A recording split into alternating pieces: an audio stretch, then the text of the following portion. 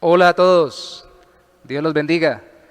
Continuamos con nuestro devocional de Mateo. Vamos a leer Mateo capítulo 4, versículo 17. Dice, desde entonces comenzó Jesús a predicar y a decir, arrepentidos porque el reino de los cielos se ha acercado. Antes vimos en el capítulo 1 y 2 la llegada del rey. Hoy vemos el inicio del establecimiento del reino de los cielos. Y este inicio comienza con la predicación, pero con la predicación de Cristo, con su ministerio, se dan tres tipos de personajes. El primero, un precursor o alguien que lo anunció. El segundo, un opositor o alguien que siempre fue en contra del reino de los cielos. Y el tercero, o más bien los terceros, unos seguidores que le acompañaron en el establecimiento del reino de los cielos. El primero, el precursor, Juan el Bautista. El capítulo 3 nos dice en el versículo 1 y 2 lo siguiente. En aquellos días vino Juan el Bautista predicando en el desierto de Judea y diciendo arrepentíos porque el reino de los cielos se ha acercado. ¿Se dan cuenta que es el mismo, el versículo 2, la misma frase que resume lo que predicaba Juan el Bautista? Es la misma expresión, es el mismo pensamiento que está en el capítulo 4, versículo 17 sobre lo que Cristo predicaba o el resumen de lo que él enseñaba. Realmente Juan el Bautista anunció, preparó el camino, como se dice después que Isaías anunció con respecto a él.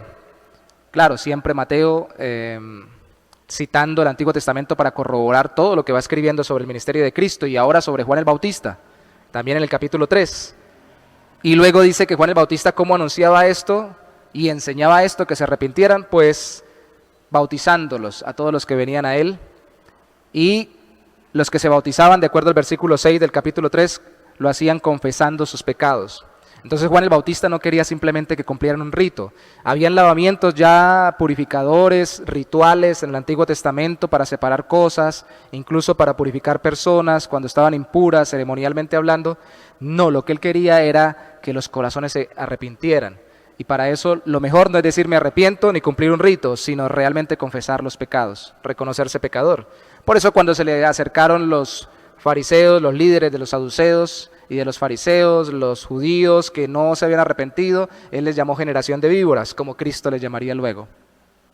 Y por eso también cuando Cristo fue a ser bautizado, él estando en todo esto, llamando al arrepentimiento a las personas, por medio del bautismo, Cristo fue a bautizarse y él le dijo, no, más bien deberías tú bautizarme a mí, yo soy el pecador, lo que quiere decir Juan, yo soy el que necesito ser limpio. El bautismo cristiano de hoy, de hecho yo hoy estoy sobre la plataforma de donde se predica en la iglesia Bautista el Buen Pastor y en la parte de atrás hay una pileta que levantamos la tapa y debajo está la pileta y allí realizamos los bautismos. El bautismo de hoy cristiano no solamente es arrepentirse de pecados, sino también identificarnos con Cristo como aquel que en nuestro lugar vivió perfectamente y nosotros no porque somos pecadores y murió en nuestro lugar para que nosotros no fuéramos condenados. Y Cristo cuando dice conviene que todo se cumpla, está, según dicen algunos eruditos, identificándose con nosotros los pecadores. Pero también dicen otros, tiene mucho de razón, diciendo conviene que tú que eres como el Elías del Antiguo Testamento, como el Eliseo del Antiguo Testamento, bueno, como los profetas del Antiguo Testamento, muestres que yo soy el rey. Y así como antes los profetas ungían al rey, tú ahora muestres que yo soy el que vengo como el Rey de Gloria a establecer el reino de los cielos. Realiza el bautismo y se certifica que él no tenía pecado porque el Padre habla desde los cielos, este es mi Hijo amado en quien tengo complacencia. Desciende el Espíritu de Dios en forma de paloma, dice Mateo, curiosamente Juan dice que el Evangelio de Juan dice con respecto a este evento que Juan da testimonio, el Bautista, que lo vio descender al Espíritu Santo, pero aquí dice que en Mateo que lo vio descender Cristo. Dice capítulo 3, versículo 16, y Jesús después que fue bautizado subió luego del agua, porque bajaban a sumergirse en ella, en el río, y aquí los cielos le fueron abiertos y vio al Espíritu de Dios que descendía como paloma y venía sobre él. El Espíritu vino, no porque yo no tuviera comunión ya con el Hijo y con el Padre, el Espíritu Santo desde la eternidad, sino porque en su humanidad Jesús tendría que ser dirigido por el Espíritu Santo. Y la primera dirección es a encontrarse con el opositor. Ya vimos el precursor, quien anunció la llegada del Rey, y el inicio del ministerio del rey, ahora veamos al opositor, Satanás. El Espíritu es el que lo lleva hasta allá. Es cierto que Satanás es quien lo tienta, diciéndole que convierta las piedras en pan, diciéndole que se lance desde lo más alto del templo para ver si Dios lo guarda, y diciéndole que lo adore para entregarle riquezas. Y le cita textos bíblicos para hacer esto. Pero el que lo llevó para ser tentado fue el Espíritu de Dios, para prepararlo para la oposición que tendría en contra de él en medio de toda su vida ministerial para salvarnos a nosotros. Y Cristo lo vence con la palabra. Y al vencerlo con la palabra, entonces caemos en cuenta, así es que continuamente vence también los seguidores de Cristo, los cristianos. De hecho, el siguiente grupo de personas precisamente son los seguidores, porque cuando comienza su ministerio, Juan es apresado, Cristo sabe de esto, eso dice el capítulo 4, ya no solamente vemos al precursor, al opositor, sino a los seguidores, y los primeros que vemos es a Simón y Andrés, Jacobo y Juan, pescadores en Galilea, donde Cristo empieza a predicar. Cristo sabe que Juan fue puesto preso, sale a predicar y predica lo que leímos en el versículo 17 del capítulo 4. Arrepentidos, el reino de los cielos se ha acercado. El reino de los cielos se ha acercado. Y el reino de los cielos tiene rey, pero también tiene seguidores. Simón y Andrés, Jacobo y Juan, pescadores, llamados por él, seguidme. Y cuando él los llama a seguirlo, le dice, os haré pescadores de hombres. Claramente se nota que lo que está estableciendo a Cristo aquí es un gobierno espiritual, que ellos tal vez no entendían todavía, que no era propiamente político ni económico, sino que era espiritual solamente, pero sabían que él era el Mesías. De una forma u otra el Espíritu de Dios les daba testimonio, aunque todavía no hubiera venido el día de Pentecostés de una forma gloriosa para establecer la iglesia, pero ellos sabían que estaban frente a un rey glorioso. Y lo siguieron. Y de hecho el versículo 23 resume del capítulo 4, y recorrió Jesús ahora con sus seguidores. Recuerden, el opositor de todas formas, de una u otra forma, seguiría allí a través de diferentes instrumentos humanos tratando de frenar la obra de Cristo. Y el precursor ya había menguado, ahora estaba preso. Pero con los seguidores recorrió Jesús toda Galilea, enseñando en las sinagogas de ellos, de los judíos, predicando el evangelio del reino y sanando toda enfermedad y toda dolencia en el pueblo.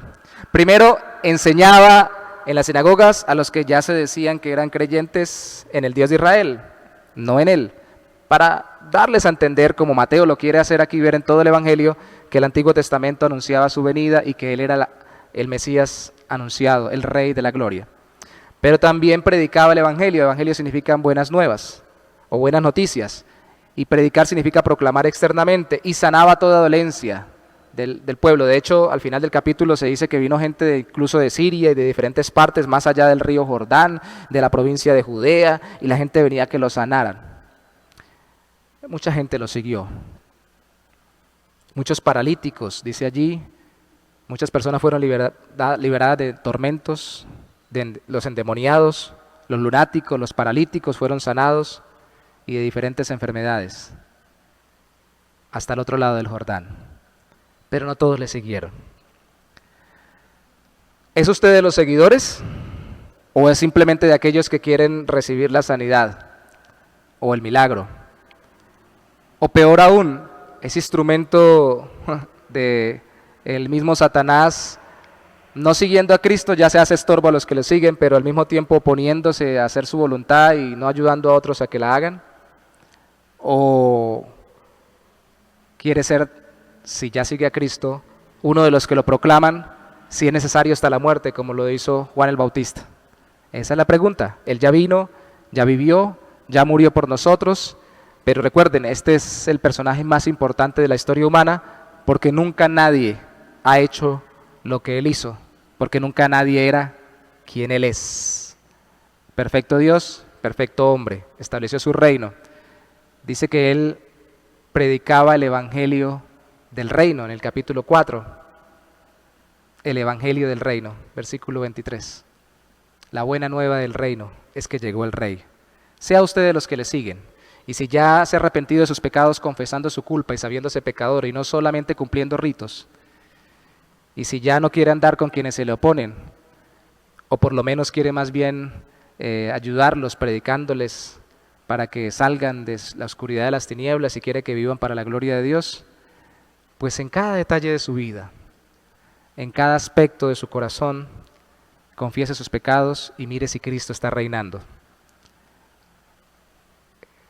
Andrés, Simón, Jacobo, Juan tuvieron que cambiar toda su vida.